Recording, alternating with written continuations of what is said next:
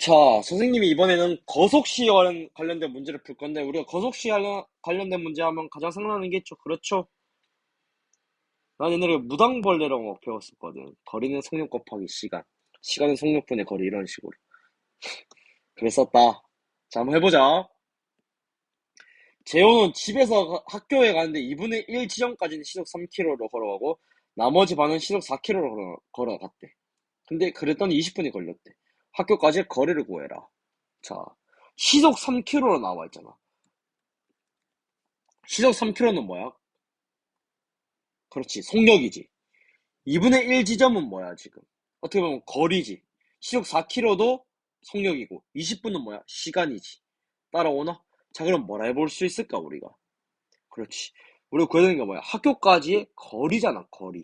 학교까지, 거리예요. 그럼 어떻게 해볼 수 있을까? 지금 시속이 나와 있기 때문에 20분이란 걸 뭐라고? 시간 단위로 고쳐야 된다고.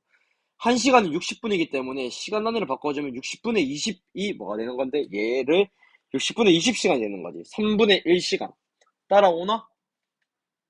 자, 그럼 뭐 해볼 수 있어? 즉 3km로는 어떻게 가는 거야? 학교까지 거리를 선생님이 x로 둔다면 어떻게 해볼 수가 있어? 그렇지. 2분의 1 지점까지 갔기 때문에 시속 3으로는 얼만큼 갔다고? 2분의 1 지점까지. 그럼 0.5x가 되겠네. 반이니까. 시속 4km는 얼만큼 갔는데 똑같이 0.5x를 갔지. 갔더니 얼마 걸렸어? 그렇지. 시간 60분에 20이 걸렸다. 됐어? 속력분의 거리란 거죠. 얘가 속력 3km 거리다. 따라와? 왜냐면 20분이 걸렸다로 종교 어려움이가 났잖아. 그럼 주로 얘를 표현하는 게 문제에서 정말 많이 쓰인다. 이해돼? 나중에 문제 나오면 이렇게 한번 풀어봐봐. 20분이 걸렸다 하면 뭐라고? 속력으로 아니, 시간으로 표현을 해보는 거고, 속력으로 나왔어. 문제가. 예를 들어서 걸어갔더니 4m per sec였다. 이러면 뭐라고? 속력으로 가는 거라고. 따라오지? 자, 그럼 이거 풀어주면 어떻게 되는 건데? 그렇지. 양변에 120 곱해주면 되겠네. 120 곱해주면 어떻게 정리가 돼? 그렇지. 20x 더하기 15x는 120 다 곱해준 거야. 약분해서 40이 된다.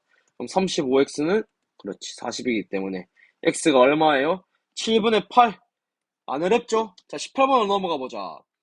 가은이와 민구가 1.8km 떨어진 지점에서 가은이는 분속 50m, 민구는 분속 70m로 동시에 출발했대. 자, 그 말은 얘가 가은이랑 민구가 여기 있다. 가은이랑 민구가 이렇게 있어요. 이 거리는 1.8km고 얘는 뭐라고? 분속이다. 분속. 시속으로 나와 있는 게 아니라 얘는 분속 50m per 미닛이 될 거고, 민구는 70m per 미닛이 되겠지. 됐어? 이때 서로 마주 보면서 걸었는데 가은이가 같은 지점에서 같은 방향으로 동시에 출발한 강아지는 또 뭐야? 분속 160m로 민구 쪽으로 뛰어갔다가 민구를 만나면 다시 강아지는 가은이 쪽으로 뛰어간대. 현재 정신없는 강아지네. 자, 해보자.